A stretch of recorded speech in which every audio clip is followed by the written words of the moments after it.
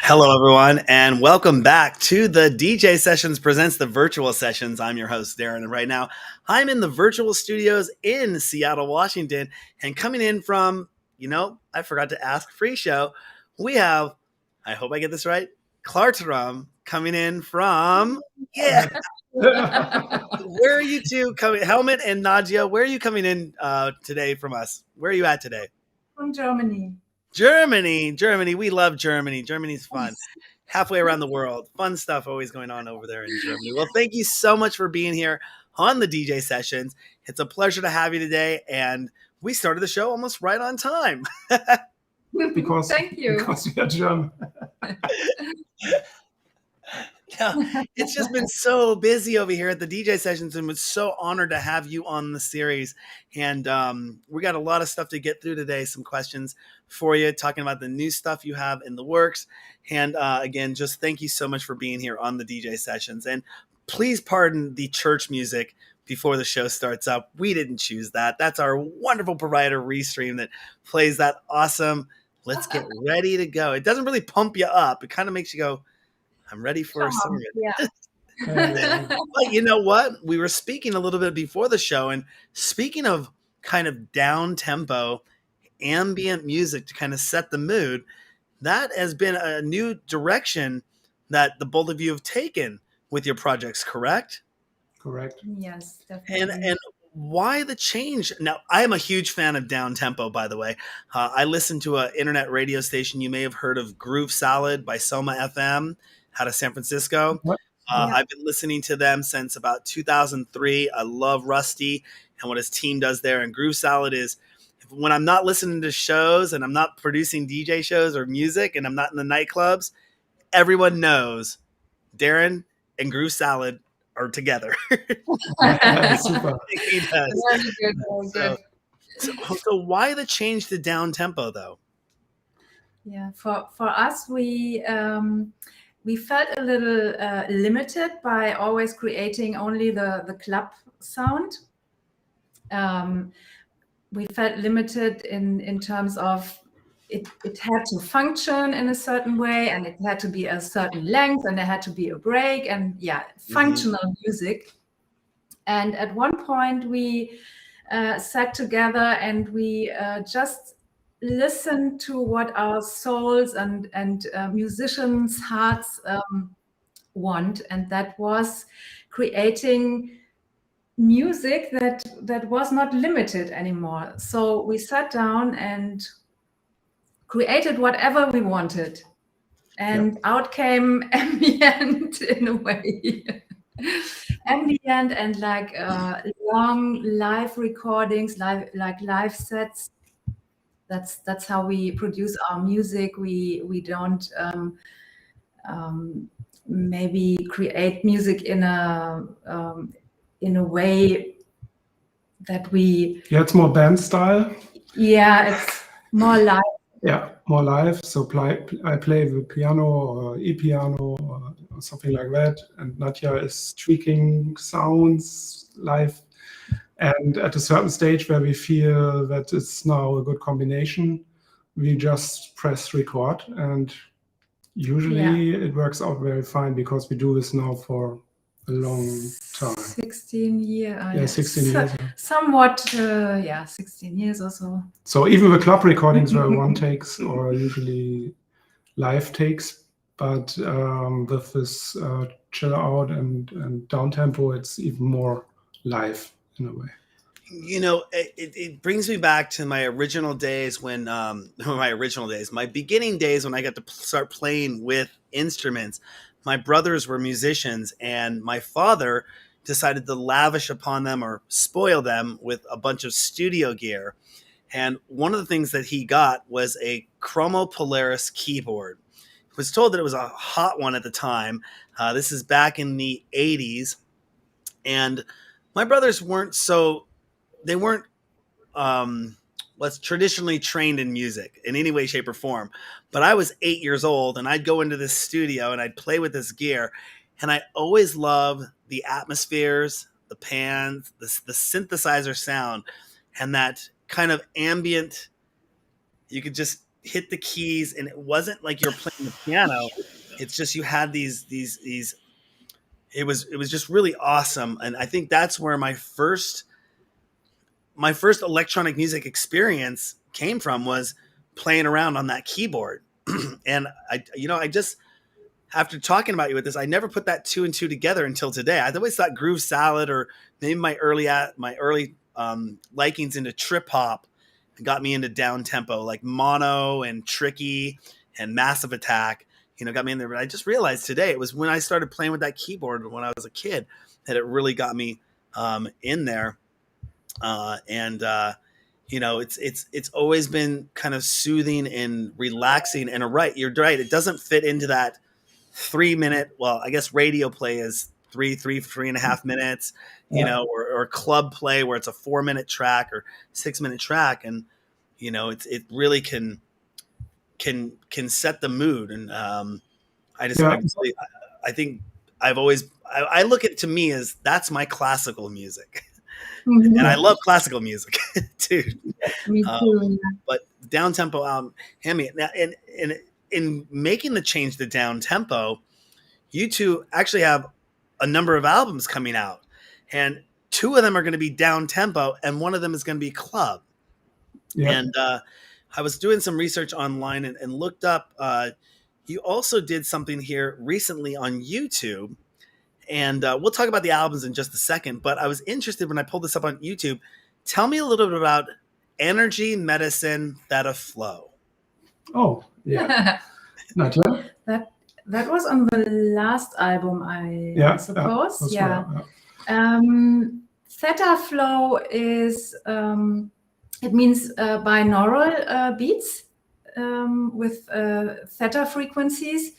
And since I've been producing binaural beats and healing frequencies for quite some time, many years, 10 years. I decided to also add some theta to our ambient music once in a while. That's awesome. And this is done. I was looking at the YouTube channel. I pull up. I got all my stuff pulled up on my second monitor over there.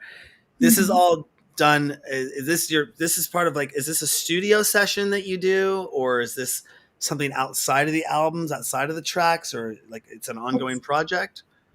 It's a studio session in the manner that Helmut already described. Like we have 2 synchronized studios or systems, so to say. So we both tweaking at the same time, so we can hear what the other is doing.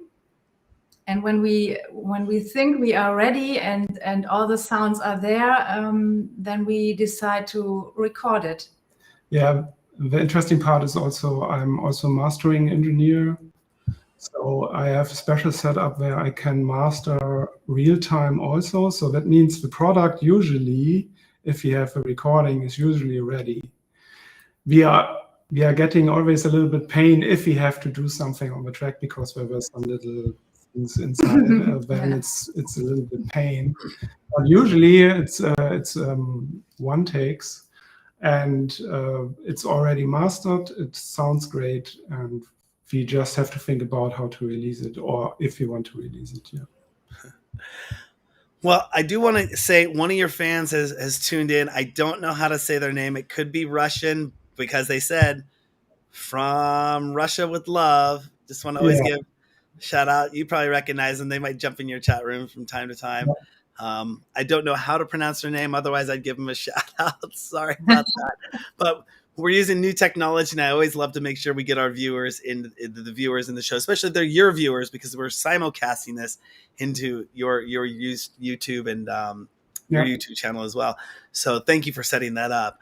Well, that's awesome. I mean, I've heard that, and you're probably really big on this. You'll know a lot more about this subject than I will, that the frequency that we listen to music at was standardized at, oh gosh, I want to remember. It's not 432. Is it 430? 440. 444? Yeah. Yeah, and I heard that I can't. You go. 440 hertz. Yeah. Thank you, 440. But I heard there is a different resonance that you can get, a different vibration that happens when you record at higher vibrations. When you release tracks, do you release them at that higher frequency rate, or can it? Does it make a difference? Do you follow that belief? No, we are more interested in that there are certain frequencies that you put onto the ears, and the brain tries to synchronize with difference inside the brain and tries to synchronize the internal brain frequency to with both tones that are in the ear. And this is meant with binaural beats, for example. And so we tried once to retune our music and it sounded terrible, to tell the truth. And we are really into harmonies and stuff like that.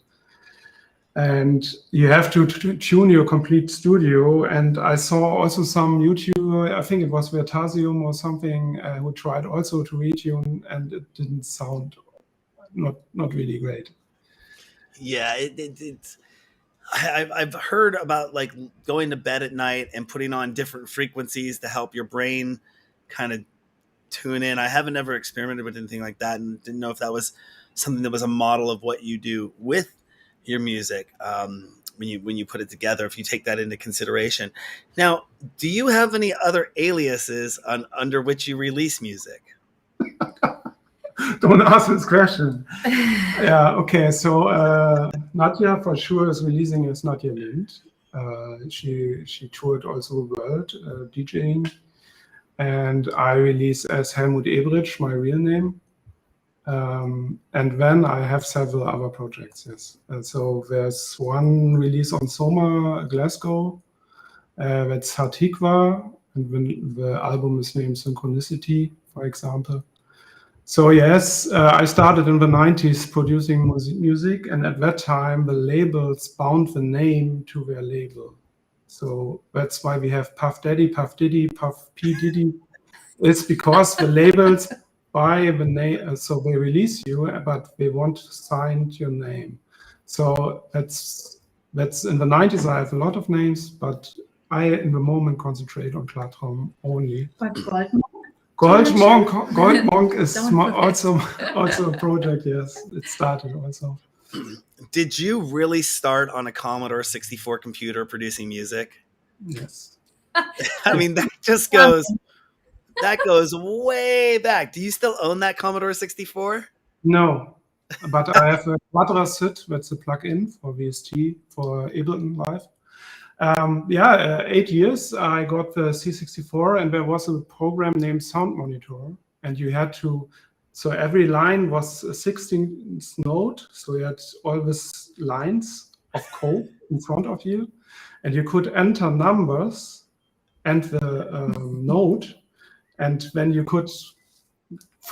had free voices, and that was awesome because I learned so much about harmonies and all this. It was chords at the time. That was really intensive because it was also completely away from the world, because there were just a special scene that was doing this. And later on, there was something that was named tracker scene. That was a scene that was producing this kind of music and exchanging through mailboxes. So that means there was no internet, there was nothing. It was only, this beep, beep, beep, acoustic couplers, or how do you name it in English, where you put in modems, and you could exchange it over these mailboxes. So it was quite new, really new stuff. Kind of remember those days. I had an Amiga 2000 right out of high school. Commodore, Amiga, I think, bought Commodore. I think that's the way it went. Or Commodore bought Amiga. I was one of the, but I bought it for video games. And I just remember, like, every level you had to put in a new disc and then pop the disc out for the new level and put in a new disc and pop a new disc. And it was tedious. But then Windows came out. Yay. But have you always been a software producer, or do you use hardware? Do both of you use hardware or software? Which is your preferred method? My preferred is software, because I'm not in this production scene as long as Helmut, for example. So I kind of started learning how to produce on Reason propeller heads. Propeller heads, yeah, wow. And then I switched to Ableton. That's actually how I met Helmut, because we met on an internet forum for producers where you could upload your music and ask questions, and that's how we met, because I had a question for Helmut. And yeah, but Helmut is definitely, or he was into so all kind of gear. I downsized a little bit. So there was a time where I had a sampler, where I had 5 or 10 synths. Yeah, it was even more synths. All kind of everything MIDI, and and since a friend of mine worked at Ableton, they gave me the first betas, and I could try out that. And since that, the outboard just reduced now. I really like to have some keys to play around. I also have this Moog in the background that you see blinking around, because you can tweak the sounds, but usually that's enough. I have some smaller live equipment that I take with me from Roland or stuff like that, but that's it. It's not like this big studio setup. Yeah, I think going back to what I was saying earlier, playing with the equipment hands-on. And I used to work for Apple. I used to be a trainer for Apple. So I used to have to train people how to use Logic, not be a music producer, how to navigate through Logic and do certain things in Logic. But that was my introduction to software producing, was using Logic. But I think I always loved the hands-on, touch the knobs, move the knobs, turn the knobs, hit the keys, that kind of production, because I felt like I was actually manipulating the sound. Rather than using a mouse and a keyboard or adjusting the level and saying adjusting level playback. I was doing it in real time. I used to actually own in 2001, I had bought a MC505 and an SP808 from Roland. And I would just go over to my friend's house. I was not in music production in any way, shape, or form. It was more like I wanted to do this. I wanted some toys. I was never going to become a DJ. He was a DJ, and I was going to play with these real-time sequencer and then samplers, and we just sit back and kind of party at his house, and I just make up songs and doing everything while manipulating. It was a lot of fun doing that, because again, having that hands-on control. I mean, I guess I could get MIDI interfaces for all of these things, to manipulate and do stuff in real time. But yeah, I never went into a career of music production because I'm a video guy. I love video. I love the video. I love the interviews. I let y'all make the music. You all can make the music. Yeah. I want to interview you, about making the music.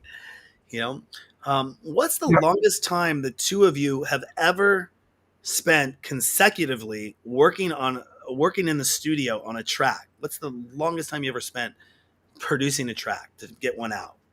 Together, yeah, correct, yeah. I don't remember. But I think we were always pretty fast. Yeah, but sometimes if something is not right in the end result, we sometimes sit there and reduce. So usually the normal process takes us, let's say, around 15 to 20 hours for a track. And then it depends, is there still work to do? Then it just can expand exponentially. But we have to tell you, if a track gets too unflowy, we just kill it.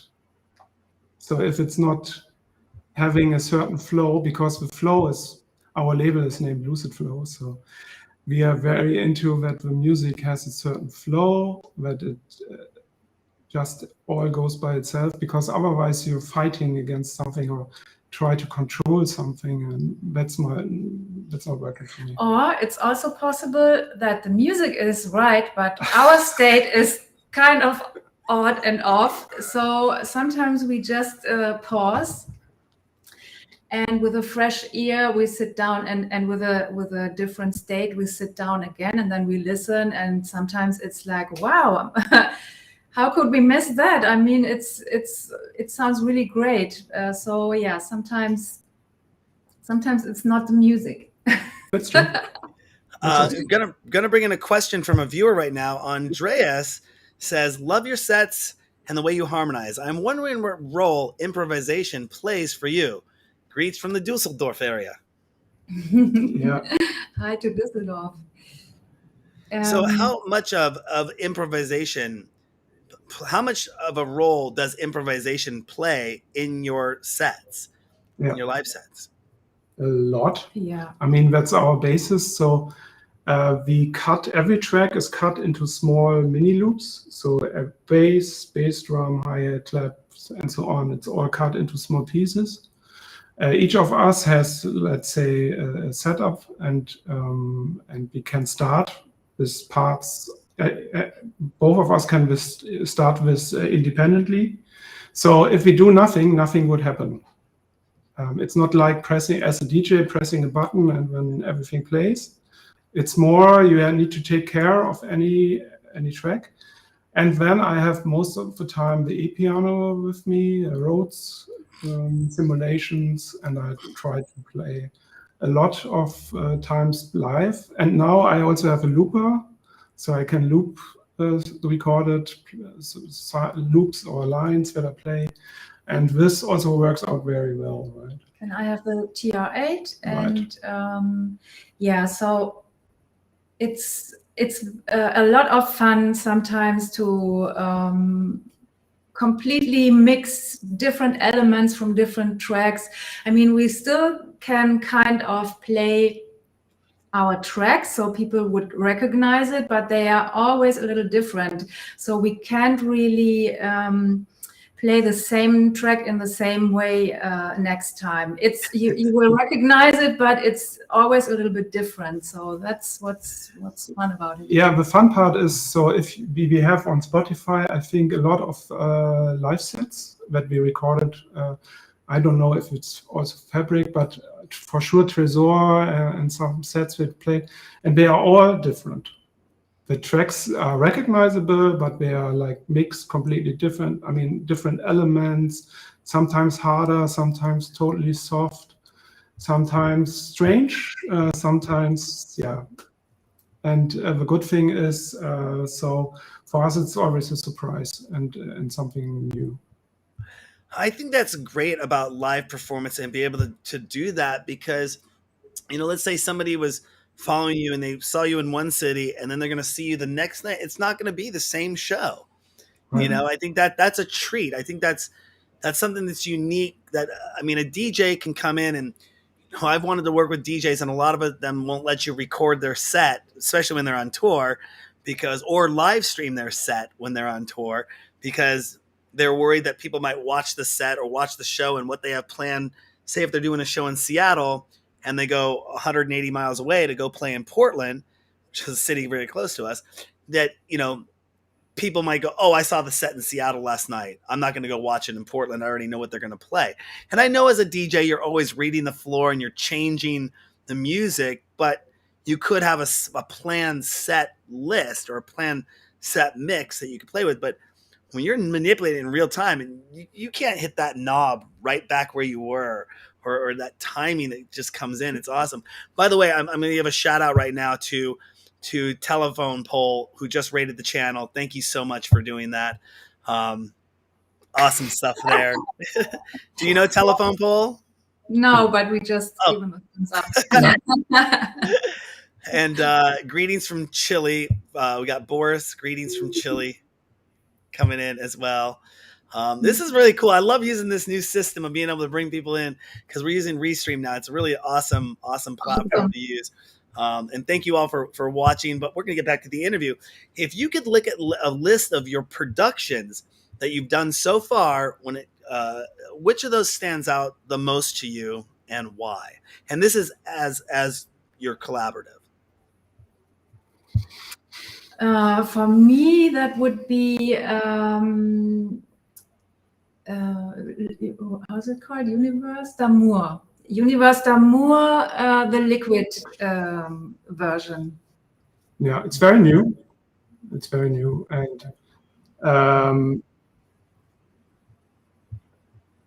it's a very special track because John Jigweed also played it at some really big festival in the UK.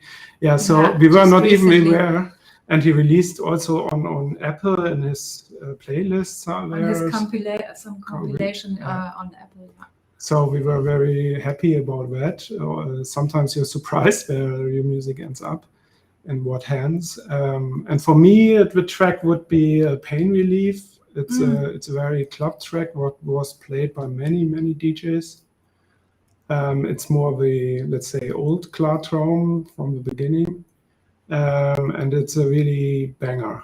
And still people play it today. It's not like, someone said that we are timeless. You can play our old music still.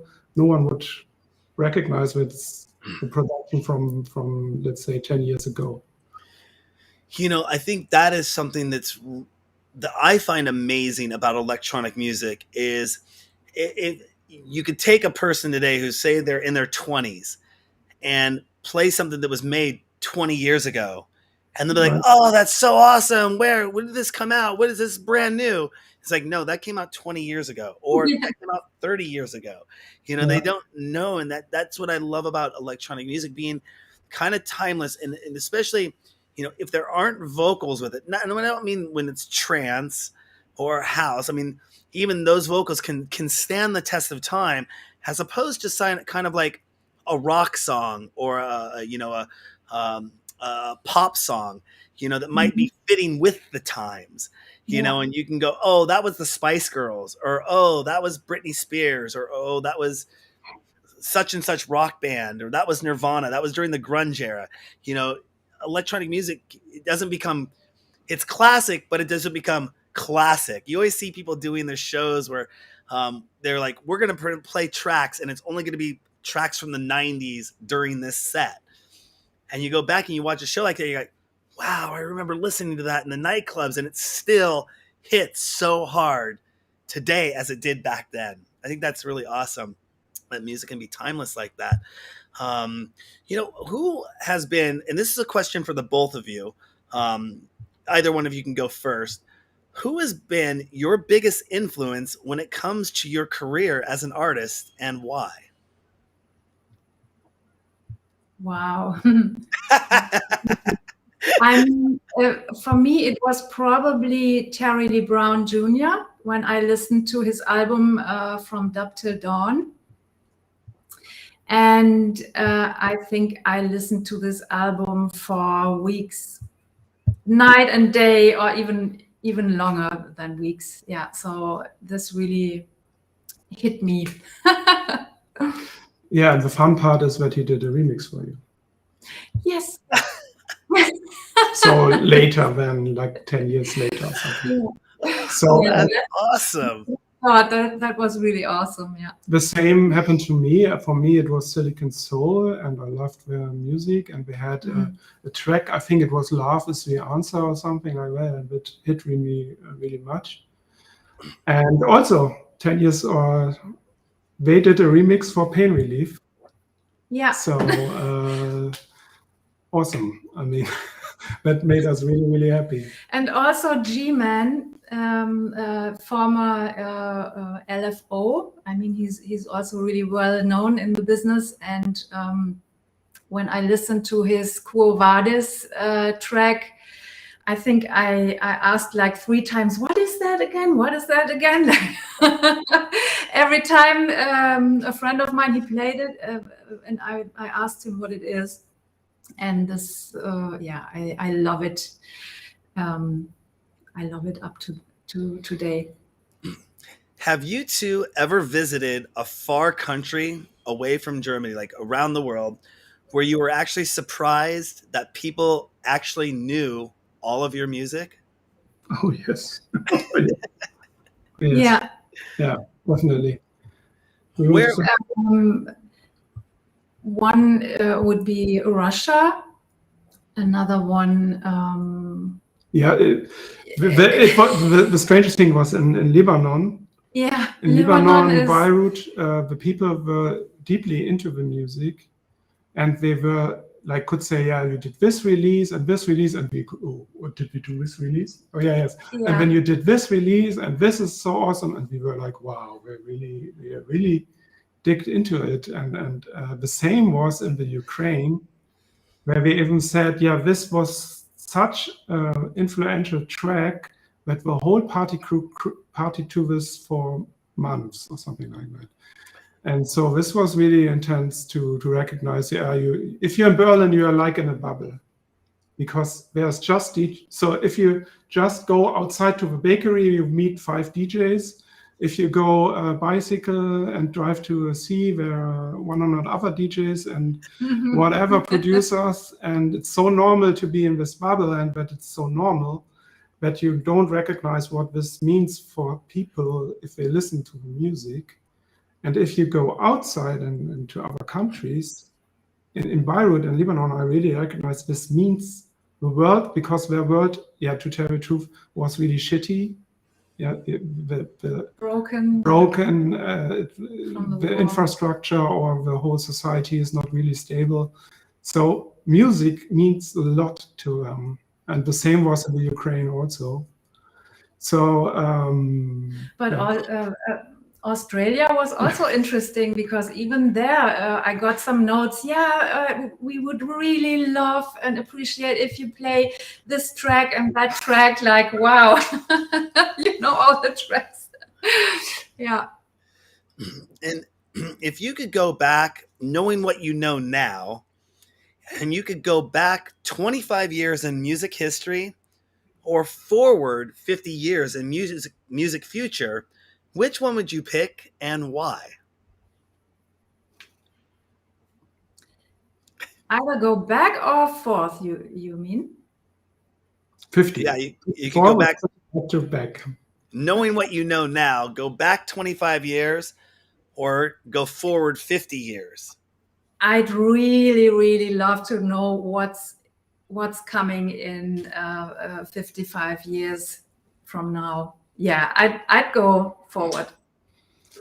Yeah, so I want to play full immersion games also, like plugging something in here or being in a completely new environment. That would be interesting. Also to have AI helping with sound generation or stuff like that. Or yeah, what things that we don't know. Because think back, if you now go back 40 years or 50 years, I mean, where was technology at that time? And imagine where we would be in 50 years. I mean, it's really imagine our phones now. The power of just a phone that we don't really appreciate anymore. It's like, oh, get rid of it. And well, yeah, everything that. Well, I did see that the both of you did a VR set for Burning Man 2020. Yeah. And it leads me into one of my next questions. What are your thoughts on VR? And we can talk about AR after VR. The reason I bring that up is we just launched 2 nightclubs in VR on AltSpace, and we're super excited to do so much inside of there, from guest mixes. Speaking of, we'll be getting your exclusive guest mix for the DJ sessions into our VR nightclubs and in rotation there. But nice. Super excited because the conversation I have with people nowadays, and you both said you're looking for the future and AI and VR and different environments and different worlds, is I try to tell everyone, websites in the .com era in 1995, businesses would say, oh, I don't need a website. I play shows. I play at the clubs. That's what I'm doing. The clubs bring my audience. But if you had an online presence, people saw that, oh, I'm going to go there. I'm going to follow you, which then turned into blogs, which then turned into social media, and now there's a huge social media kick. And a lot of artists have to focus on doing their social media, which we'll talk about in a minute. But I keep telling everyone, if you're not looking into doing something in VR, you're going to be left in the dust 5 years from now, because it's such a huge new type of branding experience you can have that you can immerse yourself in. A lot of the world is still in a laptop or 2D world looking at stuff and viewing it on their phone. But once you put on those goggles, whether it's Oculus or HTC or whatever it is, you can go into a completely different world. And I've seen some really cool stuff in VR that I think I'd like to tell you about offline. I can show you offline. I don't know if you go into alt space or you have been in VR, but what are your thoughts on VR? And of course, it won't take away from the original going and seeing a live show. But what are your thoughts in VR? And are you looking to do more in VR? Yeah, We did. we actually did, as you know, the Burning Man. But even 10 years before, I worked as a software developer for a virtual reality platform. It was not with a headset, but it was like Second Life. And so we were in Second Life, and we were also in this, I think it's Trinity or something was the name. It's not no longer, or Trinity, it's no longer available. And we played there already a live set. And so we were really open to all this. And there were people like dancing and felt Yeah. really cool. I have a feeling that this differentiation. So first of all, we found out that the first computers were already a user interface to the universe. So the first, you must imagine, the human comes there, builds a certain machine, and this communicates somehow with the universe through like bits and bytes. And so already the first machines were a user interface, and it's just improving and improving and improving until we come back to what our music is about. And Klartraum means lucid dreaming. And so the human mind is already has the capacity to enter different other realms. Yeah, it could be through drugs. I'm not a friend of that, but it could also be through meditation and improving your dream states. And then you can enter different worlds, and they look like this. They don't look different to this. And so if you then look for the gaming development, like the first games where you have one pixel going up and down, and you were like excited about this one pixel going to the left, and now you are in the full, let's say, Fortnite mode or in playing whatever, and you are so immersed that you say, yeah, I am at this tree standing, and you are running around there. Actually, you're sitting in front of your computer, but you're so immersed that you talk already that I am here and there in this environment. And I only see that this will grow more and more and be normal at a certain time to have certain worlds that are all interacting with each other. Yeah, that's one of the interesting things that we see with VR coming out, that we launched in alt space, but then there's VR chat, and then there's the crypto world with Decentraland, and then there's these other places. There's Rec Room, and there's all Solarium, and there's all these other places that are built. But the one thing is, they are horizons. They don't talk to each other. So you kind of get all these different flavors of virtual reality. But I think you're right. The immersion experience is going to be kind of similar in all of them, where you're like, hey, go run out to that tree, or how music production will work. Can you make songs when music production starts happening in virtual reality? What will that environment look like? And what will live production look like if you're making music live in virtual reality and have a concert going like what you're doing right now, and transfer that into a live experience? But what'll be interesting is, we talked about doing this a long time ago, where we saw a lot of this happening, where we were going to take a nightclub experience and say you're at your home studio, and we could bring you in and stream you live into the club as an exclusive set into the nightclub. Amazing. And you could only see the stream inside of the nightclub, patched into the sound system there. What if in virtual reality, you're doing it all in virtual reality and then pumping that into the nightclub in a real world experience? But then people could put on their AR goggles and kind of be in the nightclub, see what's in the virtual reality nightclub. It's going to get really crazy over the next few years. And all the big companies are working on this. It sounds like, Helmut, you follow this kind of closely, but Meta has their glasses coming out. Apple has their glasses. Google's working on something. Sony's working on something. The big companies are working on this. I think it's going to be a huge turn or shift in the industry, and going to that AR conversation of what that's going to be like when we go to a show and we're not having to put on a big headset. We're just going to put on some glasses, and be like, oh, wow. And then if you could tie that in with a MIDI experience, and you're now manipulating the augmented reality experience in real time with what your stage performance is doing. I think that when people start doing that, I think it's going to be awesome. But we have to get the glasses first. The glasses are not on the market yet. So, but one interesting point is to bring it up, because Nadia said Universe d'Amour is her favorite track. Actually, it's based how did we came up with the name? I was talking to the AI, it's named GPT-3, and I was testing out how could you communicate with it. And it was actually, you could give it different personas. That's already crazy enough. So you could say, hey, you are now a nice guy at something like that, or you are God, or you could give it certain attributes and it would write from this perspective. And so I gave it very high perspective, and it said, yeah, the universe is love. And it was like, that was really mind-blowing to hear it from where we are coming from Terminator or whatever movies, to hear that from certain, let's say, artificial intelligence is really something new. And it was so creative. I mean, it could write text from scratch, or imagine it. I could even play a text adventure with it. So it's really...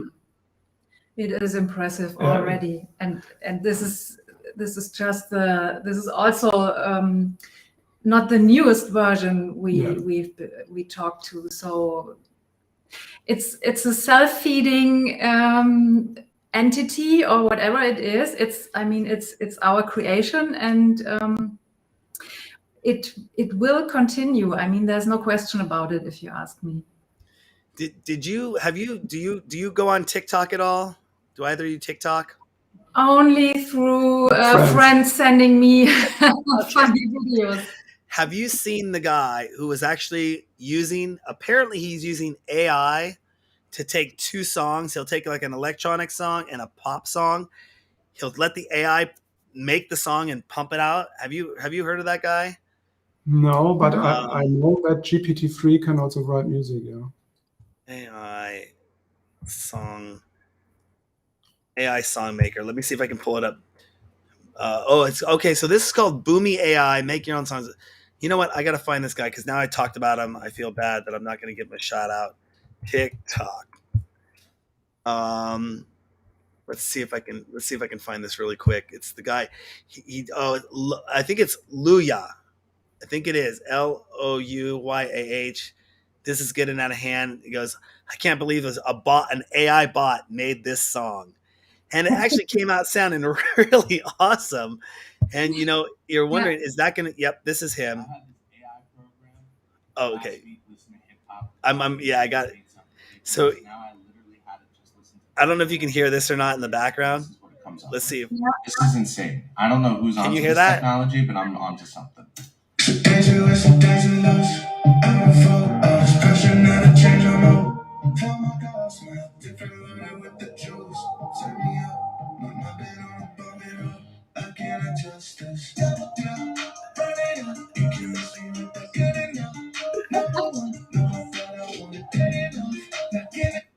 That song was completely generated by an AI bot. Yeah. And I think he took, I can't remember. It's fine. It's I'm trying to find the artists that he merged together.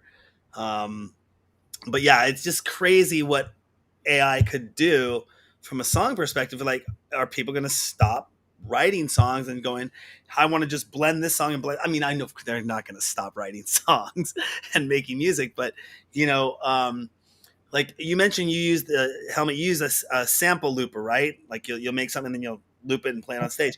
I love that as an art form. I think that is.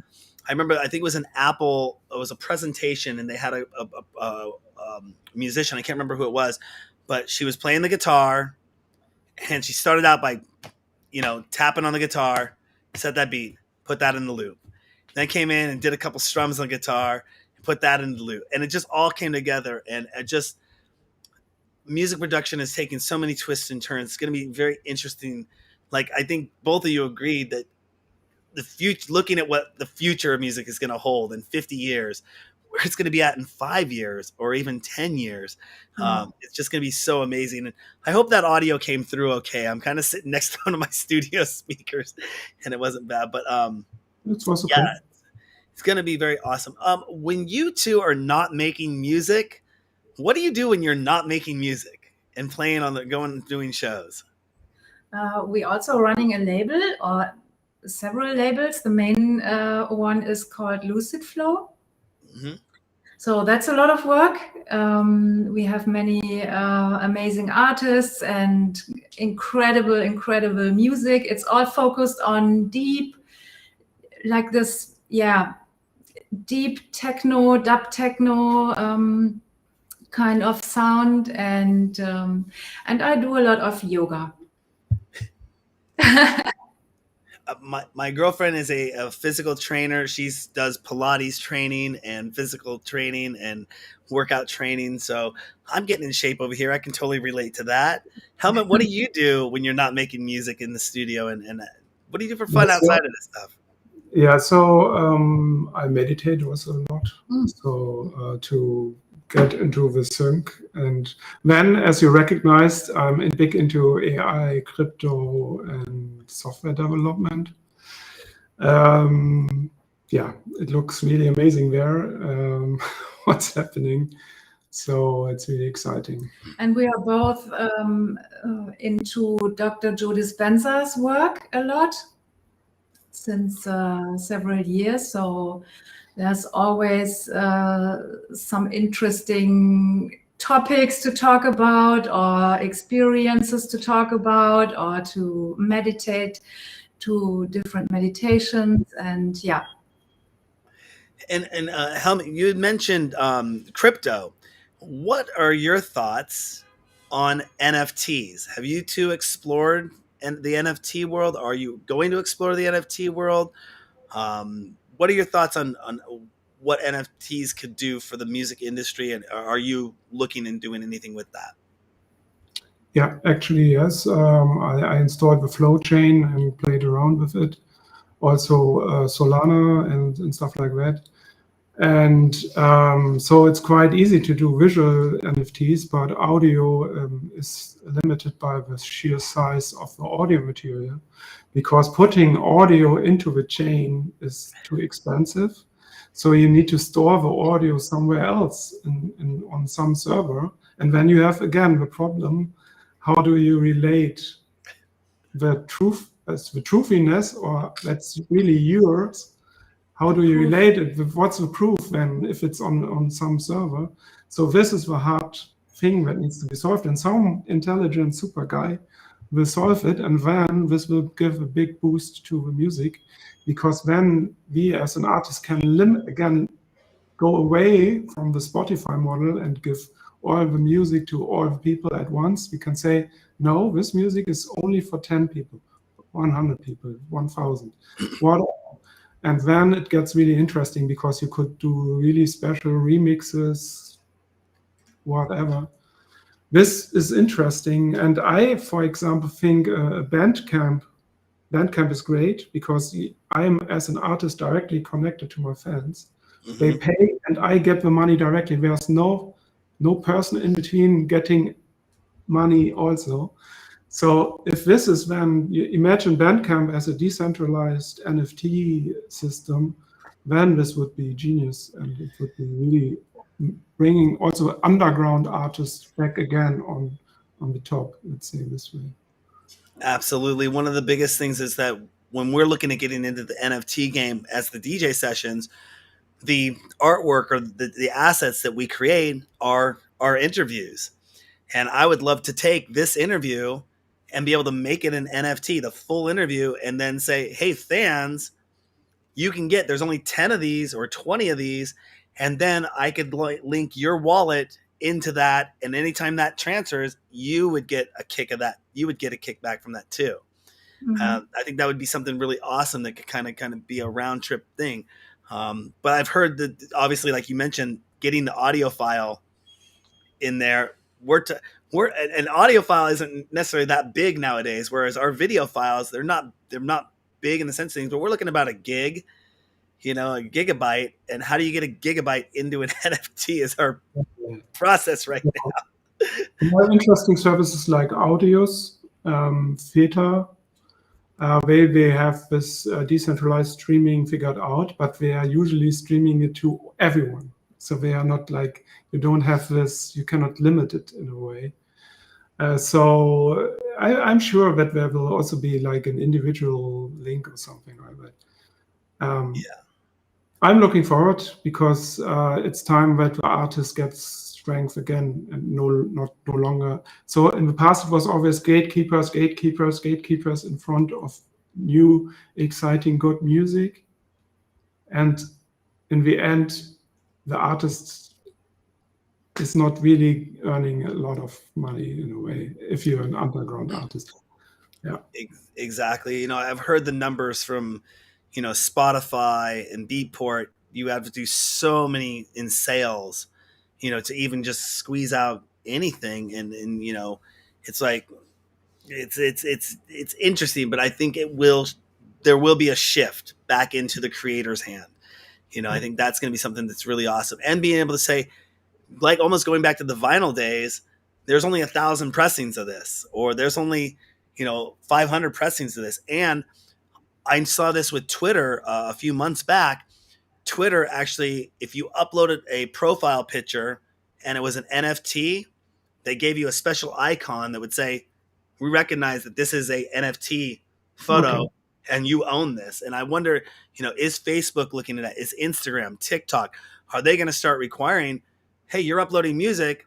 This even could go from a licensing standpoint too. If you bought the NFT and that NFT licensed the music for playback in a live stream or a video on demand, it could be attached to that. I heard the term early, about 2 weeks ago. I was in an interview and I haven't heard too much of it. I haven't looked into it, but have you both heard the term super contract?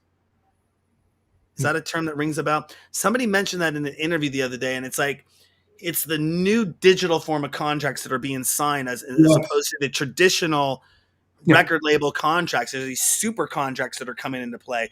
And, it'd be very interesting to see if you could, now, let's say I bought that track off of Beatport and maybe I bought it to listen to, but if I pay a little bit more, I'm going to pay to have the rights to use it in a live stream for this many views. Or it's going to be very interesting to see how the blockchain technology comes in and ownership goes back to the artist, basically, in some way, shape, or form.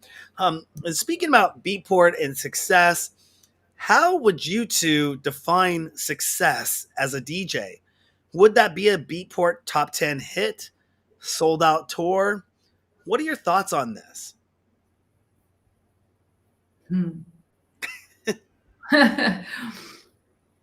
Yeah, why not? I mean, sure.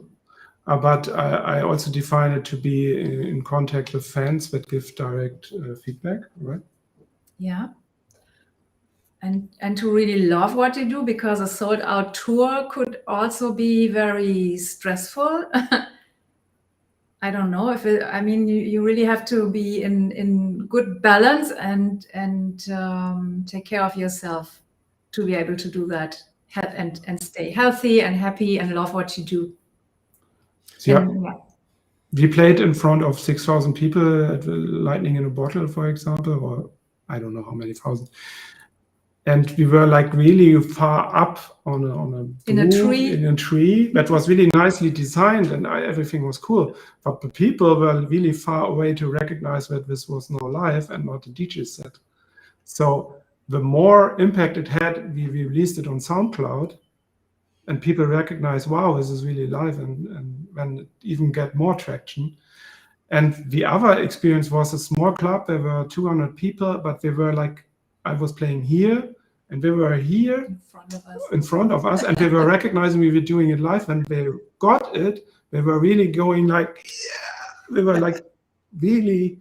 But also like in Fabric, where you are really with the people more or less, and the sound, if the sound system is amazing, and Yeah, I went to the Brooklyn Mirage for my first time last year, and I was blown away at how enormous.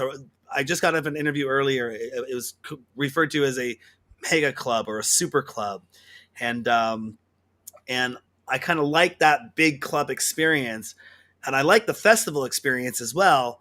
But the intimate club vibe, where you're right, where it's 200 people or 300 people, just hanging out, and I could see exactly what you mentioned. You see yourself playing on the keyboard right there. I remember years ago. I don't know if you know the artist Chuck Love. Chuck Love. He plays like 7 different instruments, sings vocals, DJs all at the same time. And I saw him for the first time at a club that used to be here in Seattle, and it completely blew my mind that everything that was going on with his production was right there, and I could walk up and shake his hand. I mean, obviously I wouldn't do that when he's playing live in the middle of his set, but it was you were no more than 20 feet away from him at any given point, and there was 200 people in this room watching him play with great audio. So I've always been torn. Yeah, is it this small intimate club that I love, or is that big kind of festival? I went to EDC last year as well for the first time, and you're right, everyone looked like even Shaq was this big on stage. And he's the world's biggest DJ, by the way. That's what he says on Twitter. This picture. Twitter. Yeah, but he still was this big from how far away I was watching him. Yeah, okay, you're the world's biggest. But the stage, the theatrics, the stage presentation. I was watching a little bit on Tomorrowland as well, and everyone was calling the Tomorrowland stage the Evil Wizard Castle. That's what it looked like this year, which I was like, that's a castle I'd like to go visit, the Evil Wizard too. But it was just so awesome. But yeah, the artists, you get removed from the audience, and but it sounds like you can play to both. You can work both and have a great time with both. Well, you know what? We're just about to wrap up the interview here. And I know I wanted to mention that once again, you have the 3 albums coming out, 2 down-tempo, 1 club. Are there anticipated dates for those albums? And do they have working titles yet? Or are there titles for them yet? The first one is called Liquid Dreams 1.